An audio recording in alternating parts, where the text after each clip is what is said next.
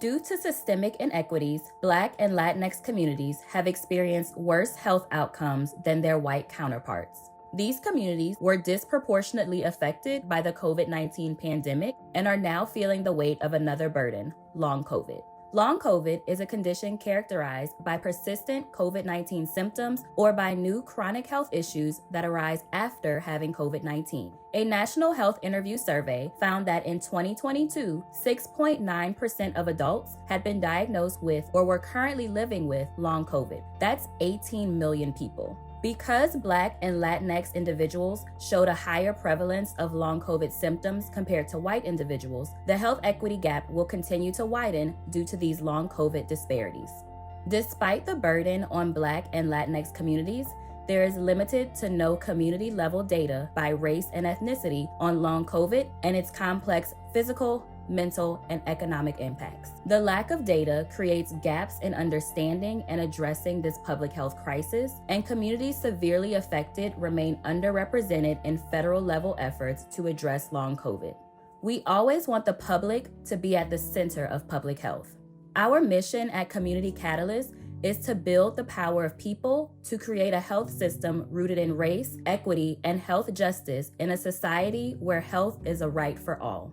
We know that community members are experts in what they need to truly be healthy. So we partnered with 6 community-based organizations across the country to host community listening sessions about the impacts of long COVID.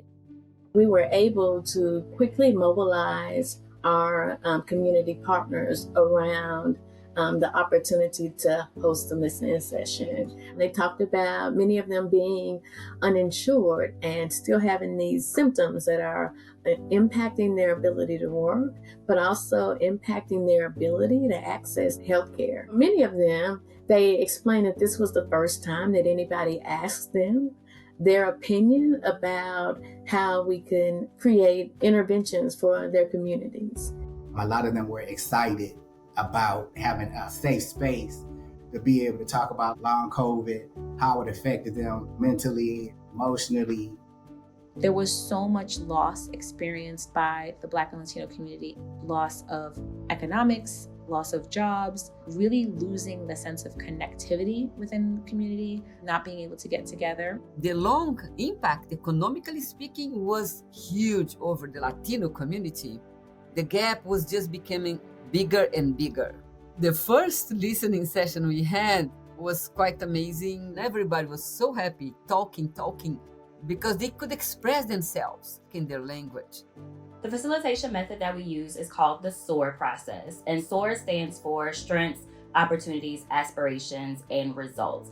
People were really able to talk with one another. They were really able to bounce ideas off of one another, and they were able to envision what their community would look like if we were able to implement some of these changes health-wise. Community engagement is just really essential to ensure that the policies we're developing or any strategies that we're developing are effective and they're actually impacting those who are most affected. By the end, when we were discussing about results and aspiration, let's look a different way.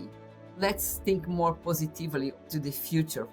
And then to translate that through our advocacy work to elected officials and policy holders so that they can make laws and create initiatives that serve the health and welfare of Black and Brown communities that have experienced historically health disparities in America. We deserve to be healthy and whole, just like everybody else.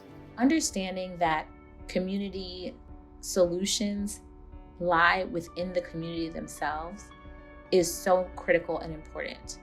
Working with Community Catalyst has been a real pleasure. Being a part of a national coalition of organizations doing this grassroots work is really exciting. This program at Community Catalyst is bringing people together to look at a community response and a way that we can deal with it together, and then seeing how we can move forward as a community unified to address the issue.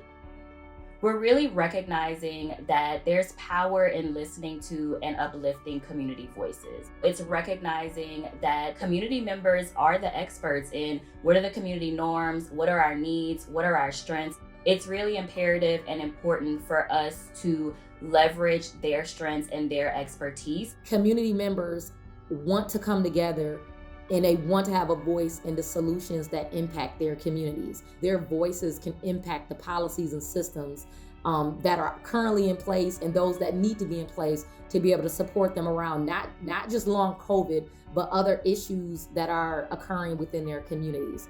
We plan to continue partnering with community-based organizations to engage with and hear from the community members most impacted by long COVID and other health disparities to ascertain community strengths and use those as levers for change.